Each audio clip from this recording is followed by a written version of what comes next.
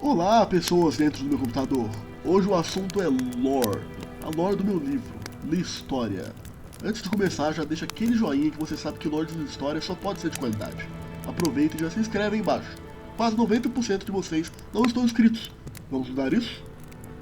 Primeiramente, vamos lidar com as simplicidades da história, onde ela se passa. Listória é um pequeno continente que é, na realidade, a ponta de um muito maior chamado Croden.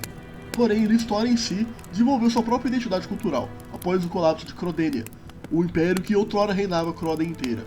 Vamos, como sempre, por partes. O Império Aspino. Listória já foi unificada há cerca de 500 anos antes da Era atual, por uma imperatriz guerreira chamada Micas. A história dela em si pode ficar para outro vídeo, mas basta dizer que ela possuía um sangue divino, e com seu poder e carisma conquistou Listória inteira. O nome Império Aspino literalmente quer dizer Império dos Chifres, e tem esse nome por causa da cavalaria pesada de Micas, a extinta Ordem do Unicórnio, que, vocês adivinharam, montavam unicórnios. O nome do Império é descritivo assim, pois seu verdadeiro nome foi perdido ao tempo, sendo impronunciável por humanos, já que estava em Uub, a língua dos tritões. Sim, Micas era meio sereia, e odiava humanos comuns.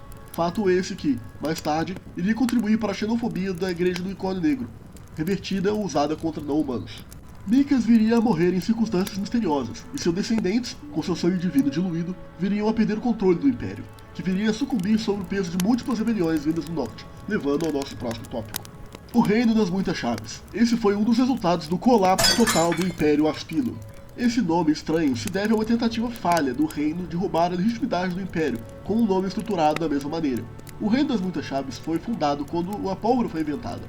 Ninguém sabe quem inventou, se foram os goblins ou os anões, mas o resultado foi o mesmo, a invenção de armas de fogo que foram usadas para combater a cavalaria pesada do Império, junto com grandes formações de piques. O Reino das Muitas Chaves é, na verdade, um conglomerado de 10 feudos menores que respondem à suprema autoridade do Rei Chanceler. Eles têm esse nome pois são unidos por um único mito criador e suas variações regionais, o mito da chave, que é assunto para outro vídeo. Por enquanto, basta saber que o Rei Chanceler possui uma chave mestra, e os outros líderes possuem fragmentos menores de uma grande chave mística. Os feudos mais importantes são os seguintes: a chefia de Dobbs, reinado e construído por goblins para goblins. Dizem que inventaram a pólvora, e qualquer um que diga o contrário dentro de suas fronteiras some misteriosamente.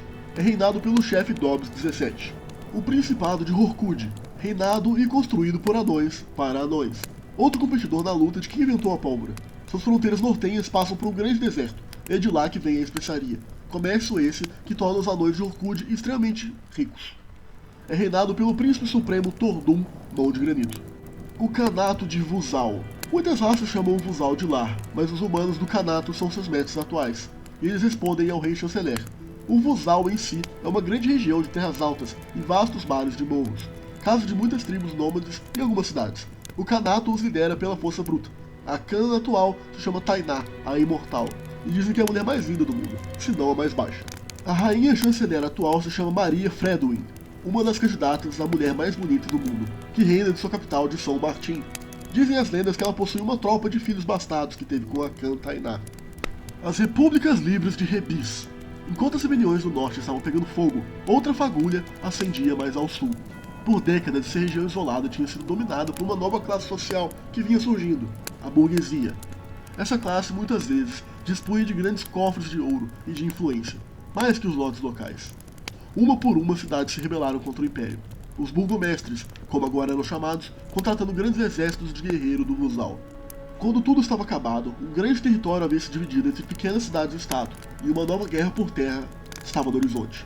Para prevenir a destruição de seus novos estados liberais, houve uma grande reunião na cidade de Caefendir, onde os burgomestres concordaram em se reunir nas Repúblicas Livres de Rebis, jurando proteger os interesses um do outro contra as grandes potências, e que Caefendir seria a nova capital. Dizem que um desses burgomestres originais era o grande rei Gnomo, e foi por ele que o comércio de escravos, gnomos e elfos foi proibido dentro de toda Rebis. E um acordo foi feito entre a população e os nativos elfos. Enquanto o comércio de escravos permanecesse ilegal, os elfos serviriam de mensageiros extremamente eficientes, que levariam pequenos pergaminhos por entre as cidades. Até a era atual esse acordo permanece. Mas grandes impérios não somem do nada, e do Império Aspino algumas coisas sobraram. O Reino dos Unicórnios. Isso é o que sobrou da aristocracia e do clero do antigo Império Aspino. Desesperadamente eles lutaram contra as rebeliões, e por esse esforço foram remunerados com um pedaço significativo de seu território antigo, controlado pela força da Igreja do Unicórnio Negro. Recentemente, o último rei da linha de Micas foi deposto por um ladino, um guerreiro e um inventor, dentro da capital de Limburgo. Vendrick, o rei em questão, fugiu para o sul, e sua guarda real se escondeu junto com sua filha Laura, que é a herdeira legítima do reino dos unicórnios. O rei atual não passa de um fantoche da igreja. Mesmo sendo apenas uma sombra de outrora, o reino dos unicórnios ainda é uma grande potência, bélica e religiosa, e exerce uma função importante dentro de história. Quase sozinhos, eles guerreiam contra os golems da cidade-mina de Gravengar, uma mancha assustadora nos mapas das histórias. E, falando nisso, vamos ao último reino. O Reino das Cabras Alpinistas. Outro reino que segue a tradição de nomes descritivos. Essa nação é o que resta das grandes civilizações dos anões antigos. Seu nome original está em Kulmo, a língua secreta dos anões. Eles cometeram um grande pecado contra a Árvore Deus, e seu servo Corvino usou seu grande poderio mágico para destruir totalmente os reinos anões. Os mesmos tinham inventado a raça dos golems, os usando tanto para a guerra quanto para a mineração. O servo, então, deu-lhes o presente da inteligência, e com isso eles se rebelaram contra os anões na Guerra da Graxa e do Óleo. Foi uma tentativa de genocídio que quase foi bem sucedida, mas o servo teve pena e retirou a inteligência dos golems. O dano já tinha sido feito, e os anões nunca se recuperaram totalmente, emigrando para os 4 cantos do mundo. O reino das cabras alpinistas, então, é uma civilização do mal. Os golems restantes foram tomados pela sua programação primitiva de cavar fundo, simples assim, e tudo será eventualmente sacrificado por esse objetivo. As terras onde os golems rondam são chamadas de terras mortas, e todos os seus recursos naturais estão lentamente sendo usados pela grande indústria golem. O que acontecerá quando esses recursos se esgotarem? Os golems invadirão a história em massa, saindo de suas minas de Gravengar. Essa grande ameaça é quase que o único motivo por que os reinos das muitas chaves e as repúblicas livres de Rebis não invadiram o reino dos unicórnios, já que ele faz seu papel protegendo a história.